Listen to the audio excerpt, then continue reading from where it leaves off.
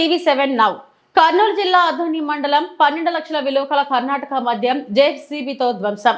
Adoni excise station పరిధిలోని వివిధ దఫాలుగా పట్టుబడ్డ మొత్తం 94 కేసులలో పట్టుబడిన 2055 లీటర్లు కర్ణాటక మద్యాన్ని కర్నూలు ఏఎస్ పర్యవేక్షణలో Adoni prohibition and excise circle inspector excise Saidal ఆధ్వర్యంలో నర్సింపచేయడం జరిగిందని, వీటి మొత్తం విలువ 12 లక్షల రూపాయలు మరియు నాటుసారాయి 17 కేసులలో 177 లీటర్ల నాటుసారాన్ని నశింపచేసినట్లు excise station CI S K Saidul media సమావేశంలో తెలిపారు.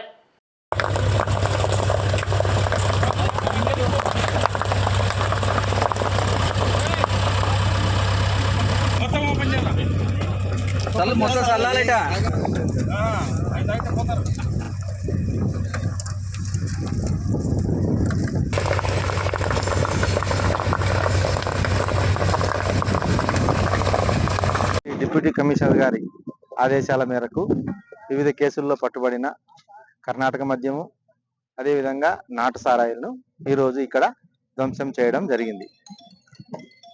కర్ణాటక మద్యానికి సంబంధించి మొత్తం 94 కేసులలో పట్టుబడిన 2055 లీటర్ల మద్యం, దాని విలువ సుమారు 12 లక్షల రూపాయలు.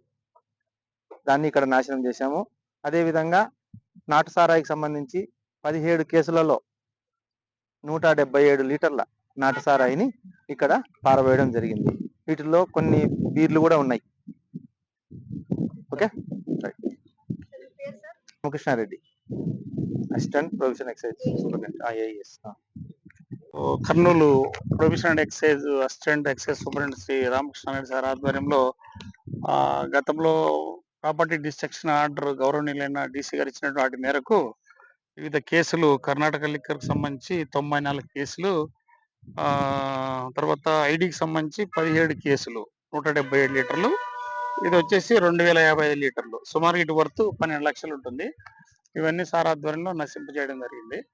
కర్ణాటక నుంచి మమ్మల్ని వివిధ కేసుల్లో గతంలో 2025 నుంచి, తర్వాత అంతకుముందు పట్టిన కేసులో ఆఫ్టర్ కంప్లీషన్ ఆఫ్ ఆల్ ఏదైతే ఉంటుందో ఆర్డర్స్ దాని ప్రొసీజర్ అమలు చేసుకొని ఈ రోజు డిస్ట్రక్షన్ లో సారాధ్వర్యంలో నశించిన తర్వాత ఫర్దర్ గా మనము చార్జ్ షీట్లు అన్ని ప్రిపేర్ చేసి కోర్టులో ఫైల్ చేయడం జరుగుతుంది. ఫర్దర్ గా కేసులు ముందుకు జరుగుతాయి. ప్రాపర్టీస్ ఎప్పుడు కూడా మాకు దొరికినప్పుడు దాన్ని మేము కస్టడీ రూమ్ లో, దాంట్లో ప్రాపర్టీ రూమ్ లో భద్రంగా పెట్టుకొని తర్వాత కెమికల్ రిపోర్ట్స్ తెచ్చుకున్న తర్వాత ఎఫ్ఎస్ఎల్ నుంచి, తర్వాత డీసీ గారి ఆర్డర్స్ వచ్చిన తర్వాత ఏఎస్ గారి ఆధ్వర్యంలో వివిధ కేసులు ఈ విధంగా చేసుకుంటూ కేసులను ఎప్పుడప్పుడు డిస్పోజ్ చేయడానికి ఇది ఒక సిస్టమ్ ఇలా ఉంటుందన్నమాట. మనం ఎంత తొందరగా స్పీడప్ చేస్తే కేసులు డిస్పోజ్ అవుతాయి, కోర్టులో కూడా పెండెన్సీ లేకుండా ఉంటుంది. ఛార్జ్ షీట్ ఫైల్ చేస్తాం, అవి పెండింగ్ ఇన్వెస్టిగేషన్ నుంచి పెండింగ్ ట్రయల్లోకి వెళ్తాయి. ఈరోజు మొత్తం ఈ కేసులు సారాధ్యతను చేయడం జరిగింది.